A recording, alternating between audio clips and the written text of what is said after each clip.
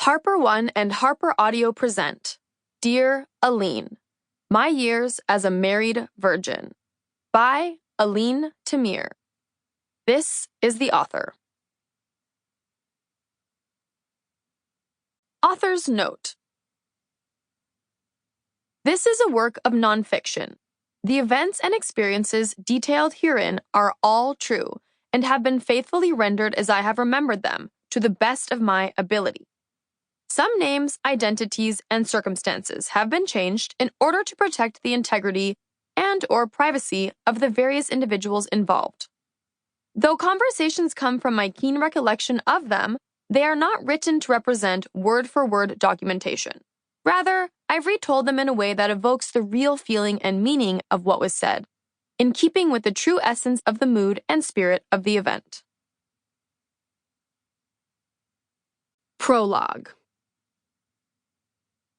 August 12th, 2012. I was stark naked, a young woman crouched across from a young man, a rigid tension in the air. We were facing each other, two damp gremlins facing off in a steaming glass shower. The water coursed down our bodies, the luxurious rainfall-style showerhead, a stark contrast to our inelegant squat postures. We each stared fixedly at the ground.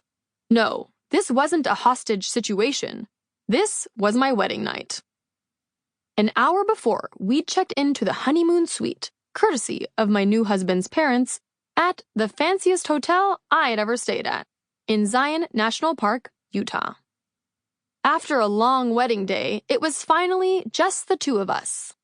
I suppose I should have been excited, giddy, frisky. Instead, I was panicked. We'd set our bags on the floor of the high-ceilinged, wooden-beamed room. A sense of discomfort crept in as I surveyed the plush, desert-toned decor. This is too fancy for me. I don't belong here. But the stage was set. The wedding was over.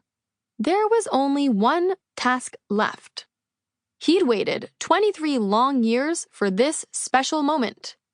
And for 23 years, I'd dreaded it. His hand gently slipped around my waist. "Let's check out the bed. It looks amazing," he said.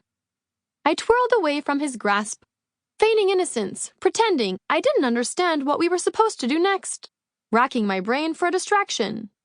Brightly, I suggested, "Let's open all the gifts first," my voice chipper, my eyes averted, and my nervous system in overdrive. He hesitated, awkwardly, glancing toward the bed, then at me. "Why don't we just open them tomorrow?" But I was determined to delay the inevitable. We opened gift after gift, unwrapping cheap Tupperware, clunky vases, and cards with small bills, pretending everything was fine. Each gift was more than a physical gift. It was a gift of time. His expression seemed mystified at how his evening was progressing.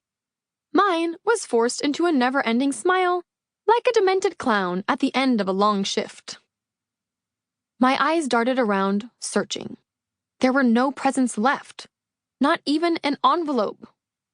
He approached me again, this time wrapping his sinewy arms around me from behind, nuzzling my neck with his freshly sprouting stubble.